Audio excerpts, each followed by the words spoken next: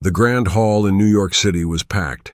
Cameras, lights, and flashing screens surrounded the world's most powerful leaders, reporters, and viewers, watching live from every corner of the globe. The atmosphere buzzed with tension and hope. Today was a historic summit, a moment many believed could change the future of global leadership forever. Among the invited speakers was Captain Ibrahim Traoré, a strong, calm figure known for his dedication to Africa's dignity and independence. As the crowd quieted, Ibrahim stepped up to the podium. His eyes scanned the room. Leaders from every continent sat before him, including Barack Obama, seated front and center, his expression thoughtful. Suddenly the air shifted. Ibrahim's voice started steady, speaking of pride and strength, the familiar talk of freedom and self-respect. But then, mid-speech, his words slowed. His eyes grew distant, as if pulling back a curtain no one expected. The room held its breath. What secret could this proud leader be about to share?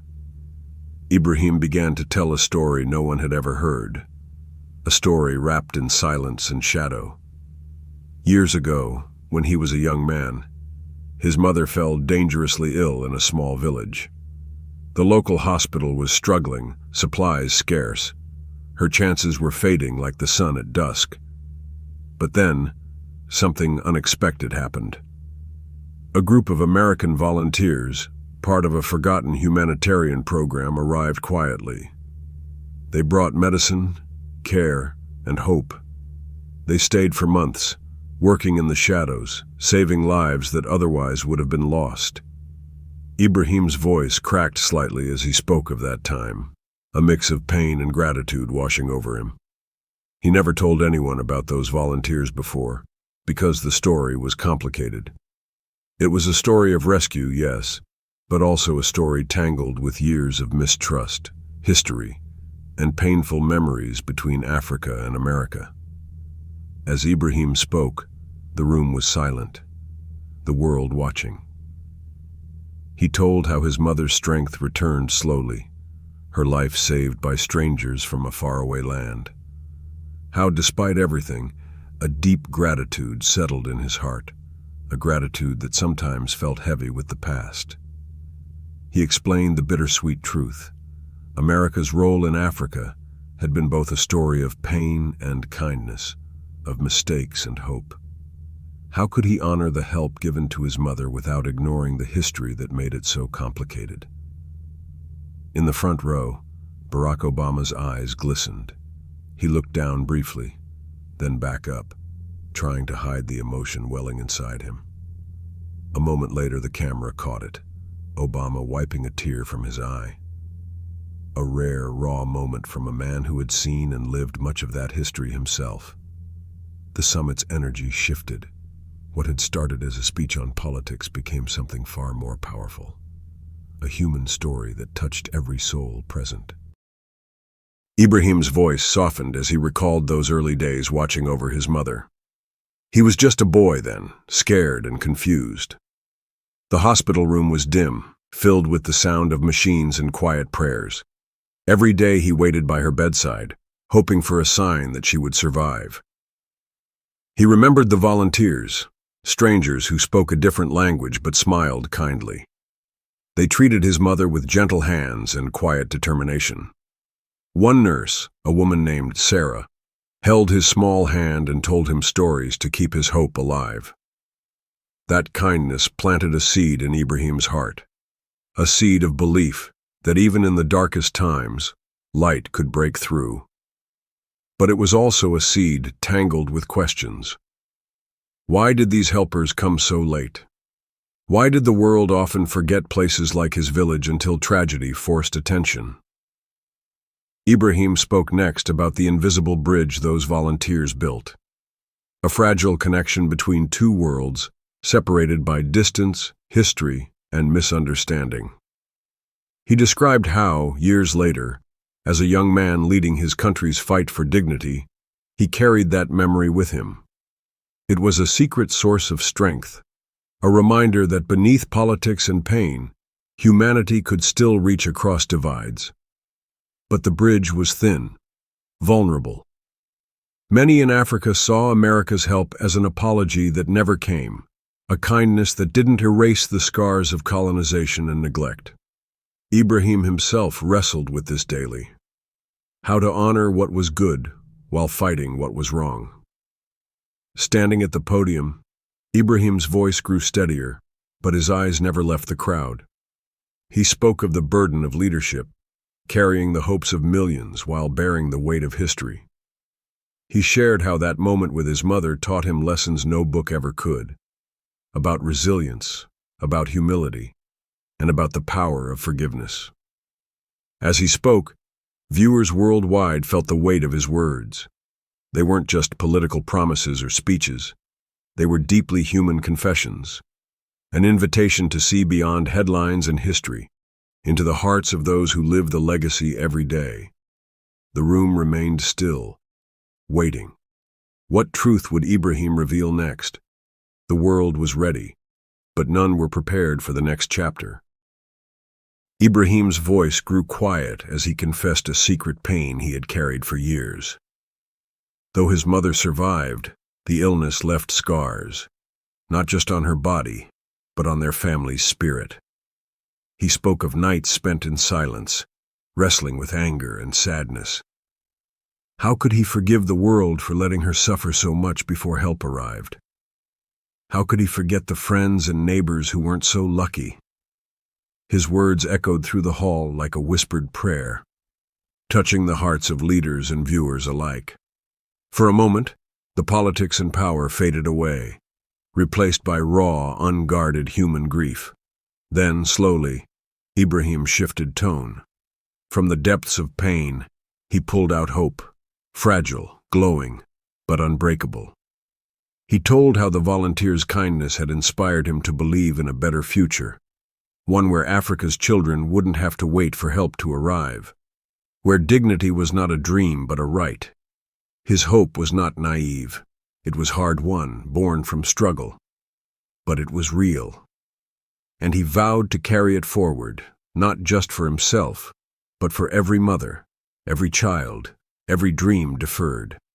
In the front row, Obama's face was unreadable, but the camera captured a close-up, eyes glistening, a tight breath. No words could be spoken in that silence. But in that moment, the shared history between two men, two continents, filled the space. The world saw something rare: vulnerability, empathy, and respect. As Ibrahim's story unfolded, the summit became less about politics and more about healing, a fragile, painful, but necessary process. Ibrahim spoke softly about the small acts that changed everything. How a single dose of medicine, a kind word, a warm blanket, these simple things had saved his mother's life. He reminded the world that sometimes real change begins not with grand speeches, but with small hands reaching out in kindness. The volunteers weren't heroes because of politics. They were heroes because they cared when no one else did. His story was a quiet call to action, a reminder that every person, every gesture, matters in the fight for dignity and survival. But Ibrahim also revealed the hardest part, the silence that followed. The world quickly forgot those volunteers. The program was shut down, funding dried up, attention moved on. He told how that silence weighed heavily on him, a reminder that even the brightest lights can be extinguished too soon. His voice trembled as he confessed how hard it was to carry this story alone, unseen and unheard, until now. Then Ibrahim looked up, his eyes shining with fierce determination. He promised that this moment, this summit, would be different, that the world would no longer turn away.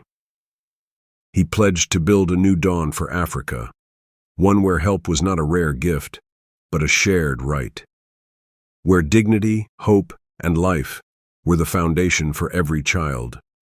His words sparked a wave of energy through the room, hope mingling with tears. Ibrahim paused and spoke of the volunteers by name, people the world never knew. Sarah, James, Maria, ordinary Americans who gave their hearts to save lives quietly, without fame or fortune. He told how their sacrifice was a reminder that goodness exists even in complicated times. Their love crossed borders, languages, and politics. This tribute was more than thanks. It was a call to remember the unseen heroes who work behind the scenes, often forgotten. Ibrahim's voice grew urgent. He spoke of the fragile bridge between Africa and America, a bridge built on moments like his mother's rescue, but threatened by decades of mistrust. He said it was time to strengthen that bridge, with honesty, respect, and shared responsibility. Not charity, but partnership. His words echoed through the hall, challenging every leader to do better, to be better. The room held its breath as Ibrahim prepared to share the final part of his story, the part he had never spoken aloud. He revealed how after his mother's recovery, he vowed to serve his people with every ounce of strength. That personal moment became the fire that shaped his leadership. He wasn't just a captain or a politician. He was a son who owed everything to a gift of kindness, and he would carry that debt with honor. As Ibrahim's voice softened, he spoke of the deep emotions that overwhelmed him now, standing before the world, sharing this secret story. He glanced toward Obama, who sat quietly, eyes shimmering with tears. The room felt suspended in time. The barriers of politics, pride, and history melted away. In that moment, two men from different worlds connected through shared pain and hope, reminding everyone watching that humanity is greater than division. Ibrahim's final words were a promise to build a future where no mother, no child would ever have to fight alone. He called on leaders, citizens, and viewers alike to join in this mission, to create a legacy of dignity, respect, and true partnership. The hall erupted in applause, but the impact was deeper than sound. It was a movement born from tears, courage, and the power of truth. As the cameras panned the crowd, capturing the stunned faces, the summit was no longer just an event. It was a turning point. Videos of Ibrahim's speech spread like wildfire, touching hearts around the globe. People cried, shared, and reflected on what dignity and independence truly mean. And for many, Captain Ibrahim Traoré became more than a leader. He became a symbol of hope, courage, and the enduring power of gratitude. If this story moved you, if Ibrahim's journey touched your heart, please take a moment to like, subscribe, and share your thoughts in the comments below. Your support helps bring more powerful stories to light. Let's grow this community of truth, hope, and emotion together.